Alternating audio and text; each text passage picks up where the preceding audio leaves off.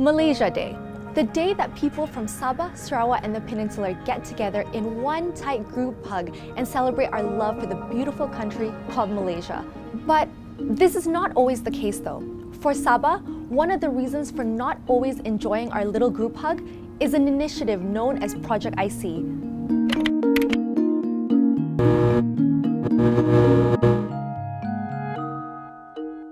We all know the story.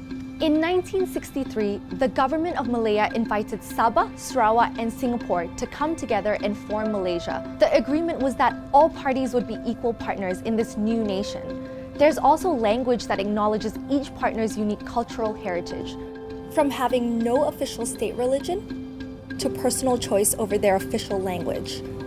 But as it turns out, government policies often did not reflect this agreement. One policy, known as Project IC, drastically re-engineered Sabah's population.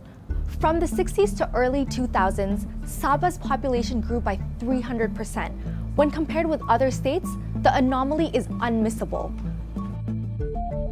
It wasn't just net population numbers that changed. The composition changed drastically too. The percentage of Muslims in Sabah as registered in the 1960 census was at 37.9%, with non-Muslims making up the majority at 62.1%. According to the 2010 census, Muslims are now the majority at 65.4%. Suspicions arose in the 90s with NRD officers being arrested under the ISA specifically over their involvement in issuing various documents to illegal immigrants. These documents included MyCard receipts, and IMM13 cards. Then, in 1999, the election results for the Likas constituency was nullified after thousands of dubious names were found on the electoral vote, and Sabahans started demanding answers. In 2012, a good decade and some years later, a Royal Commission of Inquiry, RCI, was formed to investigate the claim. It was chaired by Tan Sri Steve Shim, the former Chief Judge of Sabah and Sarawak, and spanned 18 months, with over 300 witnesses brought forward. Details started to emerge showing that from the 1970s, identity cards were issued en masse to non-citizens, most of whom were recent migrants or refugees.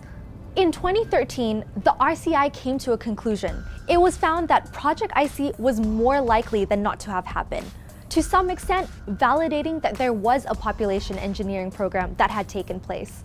There was this excess of people who were undocumented. They were irregular by way of status.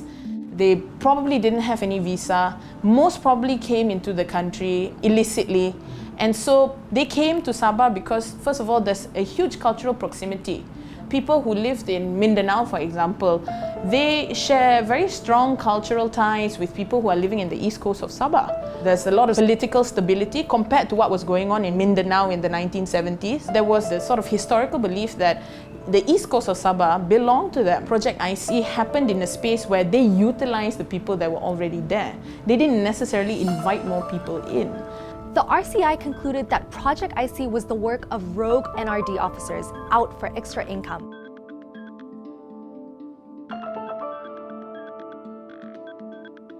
But it did not, however, make any claims or refute whether it was a top-down directive.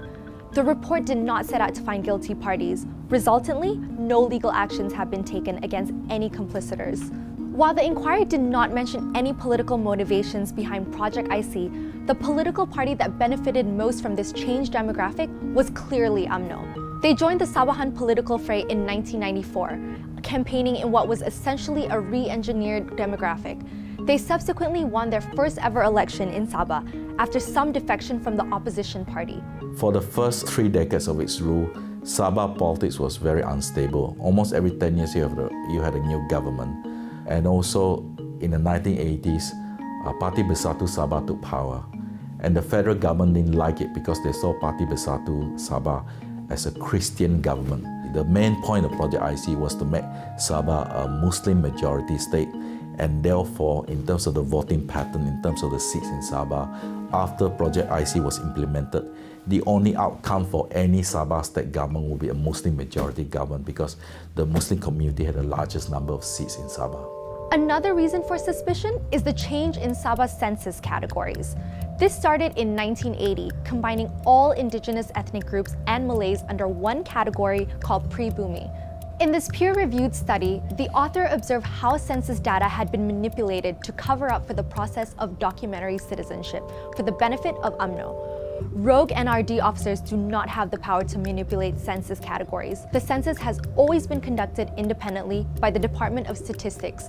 Someone higher up would have made the call. How high up? Some say all the way to the top. It is the belief that Mahathir was the one who suggested and approved this particular granting of citizenship to people. During the RCI, a witness that claimed to have done extensive research on Project IC pointed towards Tun Mahathir on being the person to approve the project. And there was this news report where a voluntary worker in the UMNO Kota Kinabalu office alleged that Tun Mustafa, then Sabah's chief minister, had told her that this was all being done under the orders of Tun Mahathir. That would explain the other name that Project IC goes by, Project M, Mahathir. Tun Mahathir has officially denied knowing about the existence of Project IC, but later acknowledged that citizenship was given out to Filipino refugees and migrants that had been living in Malaysia for a very long time. The data, however, shows that population engineering began long before he came into power, although it appears to have accelerated during his time. So here's where we are now. The 2012 RCI seems to be the final word from powers that be on what happened despite receiving heavy criticism on the report. Project IC has left indigenous communities feeling outnumbered, threatened, and disenfranchised. Secession, which will require a whole other episode, and populist ideas like dedicated Sabahan ICs have also been mooted. You're never going to be able to solve it without accepting that you're going to offend somebody regardless of how you go around it.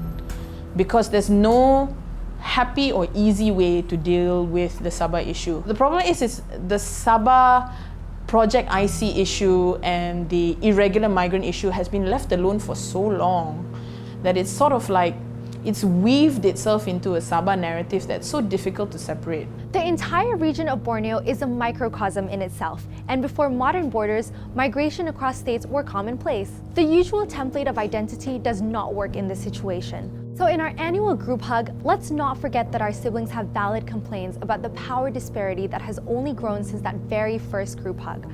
Us citizens might have had nothing to do with these policies, but we can acknowledge and try to right these wrongs by holding those responsible accountable.